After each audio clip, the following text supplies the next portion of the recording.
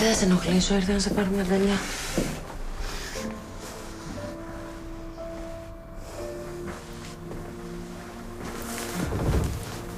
Έχεις αδυνατήσει.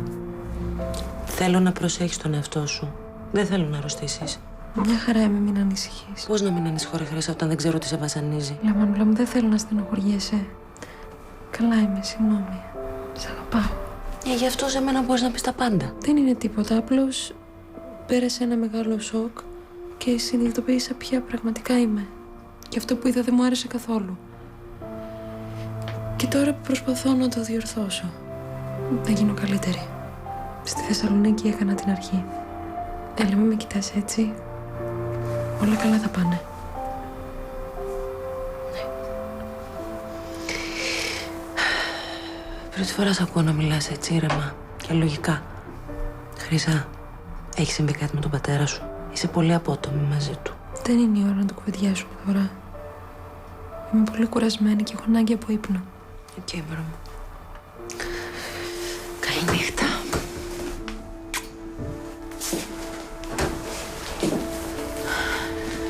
Σ' αγαπάω πολύ.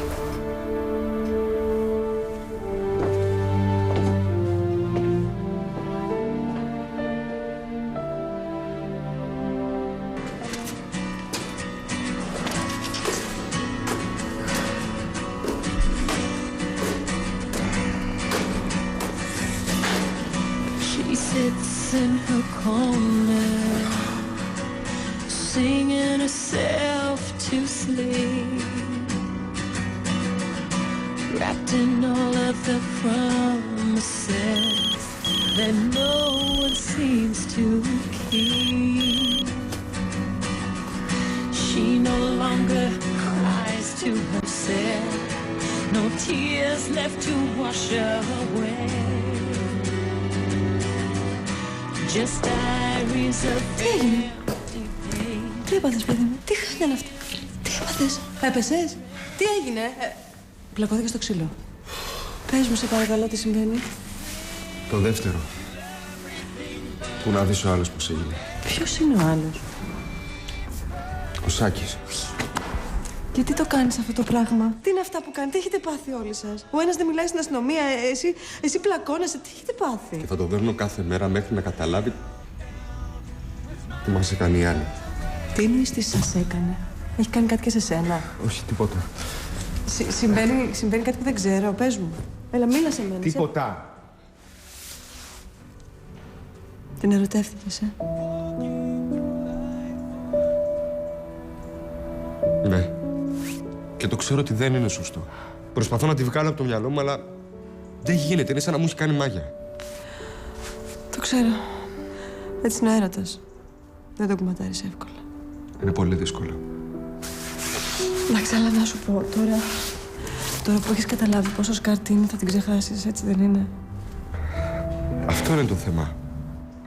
Παρόλο που ξέρω τι μας έκανε, που ξέρω τι άνθρωπος είναι, δεν μπορώ.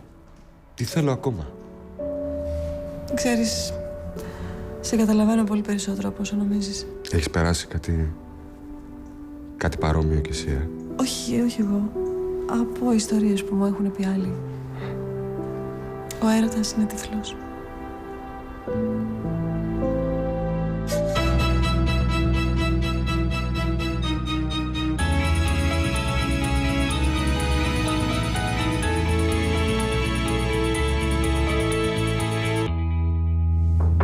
Ναι. Έχουμε κανένα νέο. Για δες αυτή τη διεύθυνση. Εκεί πήγε Ισπανού. Μάλιστα. Τον έκλεισε σε ίδρυμα. Ωραία. Τώρα είναι και η κατάλληλη στιγμή να το βγάλουμε από τη μέση. Απλώς πρέπει να προσέξουμε λίγο. Λοιπόν, καλά. Περίμενε οδηγίες. Και κοίτα μην χάσει την Άννα από τα μάτια σου. Δεν υπάρχει περίπτωση να τη χάσω. Μην ανησυχείς. Είναι.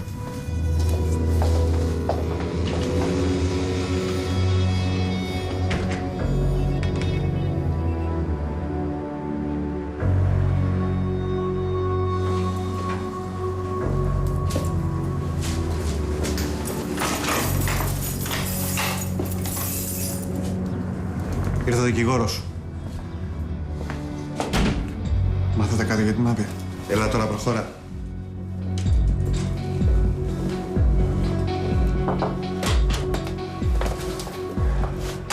Έχεις δουλειά? Όχι, πες μου. Σου έφερα τις ημερομηνίες των εξετάσεων. Ωραία, θα τις κοιτάξω και αν είναι εντάξει θα σου πω να τις ανακοινώσεις. Εντάξει, θα είμαι στο γραφείο.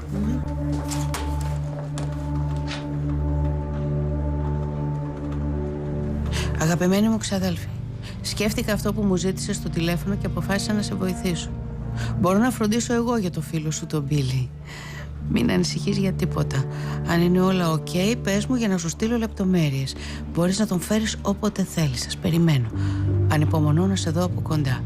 Σε φιλώ, Τζουλιάνα.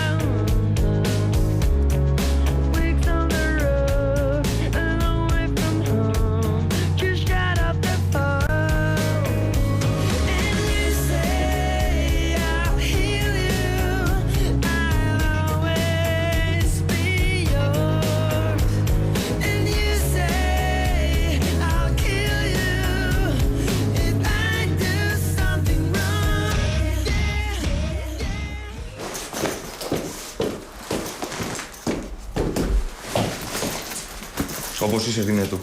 Ούτε εγώ έχω όρεξη να βλέπω τα μούτρα σου. Τότε γιατί κουβαλήθηκες εδώ? Δεν μπορούμε να είμαστε έτσι μπροστά στη μαμά. Δεν θέλω να καταλάβει. Ας το σκεφτόσουν νωρίτερα αυτό. Ξεκόλα. Αν μας ρωτήσει γιατί τσακωθήκαμε στη Θεσσαλονίκη, θα της πούμε ότι ήταν μια παρεξήγηση και ότι το λύσαμε. Συμφωνεί? Οκ. Αλλά ουσιαστικά δεν έχει λυθεί τίποτα μεταξύ μας. Είπες χοντράδες. Και περιμένω να μου ζητήσεις συγγνώμη. Αρή. Αυτό που έγινε μεταξύ μας θα το ξεκαθαρίσουμε άλλη ώρα. Όταν λυθεί το θέμα με τον Σταύρο. Άντε πάλι με το χάλκια. Τι κόλλημα έχεις φέρει, κορίτσι μου? Δεν μπήκε άδικα στη φυλακή. Και μου έρχεσαι πάλι τις ιστορίες για τις ενοχές. Δεν γεννήθηκα χτες. Μπορεί εσένα η λέξη συνείδηση να μην σου λέει κάτι, αλλά κάποιοι άνθρωποι έχουν και από αυτό. Έλα ρε Χρυσά τώρα, σε ποιον τα πουλάς αυτά? Λες και δεν σε ξέρω. Ούτε πρόκειται να πιστέψω τα φούμαρα που έλεγες για τη δίθεν επίθεση στο Μοσχάτο. Κάτι άλλο έχει συμβεί και έχει να κάνει με το χαλκιά. Λοιπόν, αν είναι να μου πεις κάτι, πες μου την αλήθεια τώρα. Θα τη μάθεις. Και μάλιστα πολύ σύντομα. Αλλά δεν ξέρω αν θα την αντέξεις. Τι λες τώρα, πετάς τη βόμβα και σηκώνεις να φύγεις? Τι εννοούσες? Θα σου πω όταν έρθει η ώρα. Πρώτα πρέπει να κλείσω ένα λογαριασμό. Καλά. Όταν το κλείσεις, μιλάμε.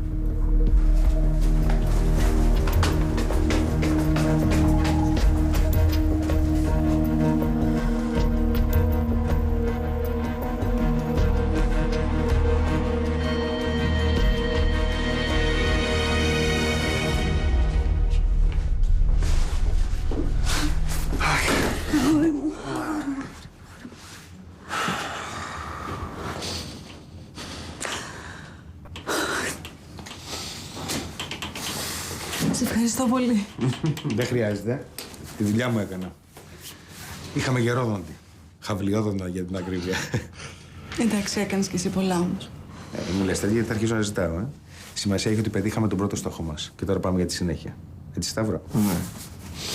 Ναι, έχουμε πολύ δρόμο ακόμα, αλλά κάναμε καλή αρχή. Θέλω να είμαι αισιόδοξος. Έτσι πρέπει. Και εγώ θα κάνω ό,τι περνάει από το χέρι μου, να είστε σίγουροι. Α, μην ξεχνάς κάθε 2 μέρες να περνάς από το τμήμα να δηλώνεις το παρόν. Θα του το θυμίζω εγώ. Έχει μνήμη ελέφαντα. Μου λείψες.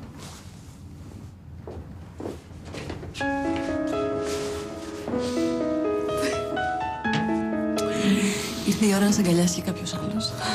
Πρέπει. Ναι, δεν πρέπει. Εγώ δεν αγκαλιάζω πάντα τις πελάτες. Μου ένα. Δεν το πιστεύω.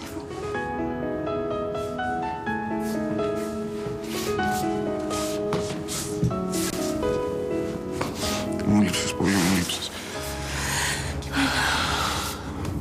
Πάρε λίγο να ξεχάσω πόσο όμορφη είσαι. Έρωτας, Ναι. Είναι καιρό μαζί. Όχι.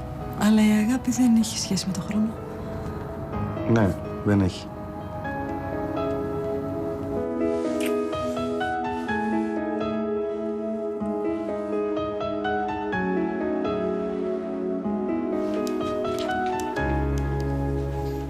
Τι έγινε με τις ημερομηνίες, τις έδωσες στην Άννα? Ναι, θα τη τσεκάρει σε λιγάκι και θα μας απαντήσει. Ωραία. Ελπίζω να μην υπάρχει κάποιο πρόβλημα.